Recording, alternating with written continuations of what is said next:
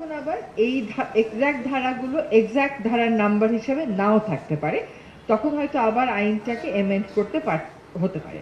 তো আমার প্রথম মৌলিক কথাটা হচ্ছে যে আমার প্রেক্ষিত বর্ণনায় আমাকে আসলে সত্য কথাটা এখানে, মানে যে বাস্তব কথাটা যেটা এখানে ছিল সেটা আমাদের তুলে আনাটা দরকার। যে গুমটাকে কি আমরা নিয়তি ধরে নিতেছি, যে প্রত্যেক জেলায় জেলায় আমাদের একটা করে ট্রাইব্যুনাল থাকবে এবং আমাদের একটা কমিশন থাকবে আলাদা, এইটা কি আমাদের নিয়তি হয়ে গেল যে একটা ফুল ফ্লেজেড কমিশন রাখতে হবে আমাদেরকে, সে সব সময় বসে বসে গুমের ঘটনাগুলো ঘটবে? আমরা তো চাচ্ছি গুমের ঘটনা কমে, যে আমাদের আর কোনো কমিশনের প্রয়োজন না হয়। সেটাই যদি হয় তাহলে আমি এই আইনটার সে অর্থে প্রয়োজন দেখছি না।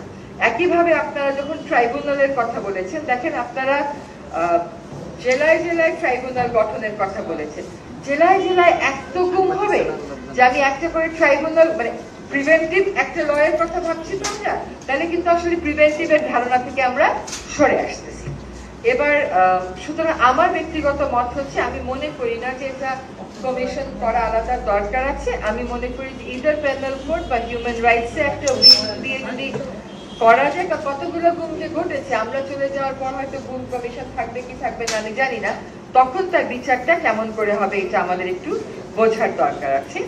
এক হচ্ছে যে আমরা প্রেক্ষিতটা বর্ণনা ঠিক করে করি, দুই হচ্ছে আদৌ এই কমিশনের দরকার আছে কিনা সকলে একটু বসে চিন্তা করি, তিন হচ্ছে জেলায় জেলায় ট্রাইব্যুনালের আমি কোনো যুক্তি দেখতে পাচ্ছি না, ইটস মেকিং মি স্কেয়ার্ড। চার হচ্ছে যে এখানে ব্যক্তি বা কর্মকর্তা না বলে মানবাধিকার কমিশনের যে আইনটা আছে সেখানে কিন্তু শৃঙ্খলা বাহিনীর কথাটাও বলা আছে।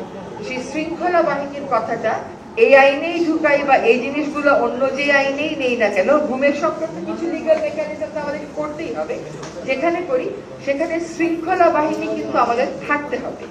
কারণ বেশিরভাগ গুমের ক্ষেত্রে গুম কমিশন যে তদন্ত করছে সেখানে তাদের একটা দায় আছে। এই চারটা জিনিস আমাদের কিন্তু গভীরভাবে ভাবতে হবে, ছোটখাটো বিষয়গুলো আমরা পরে কথা বলি।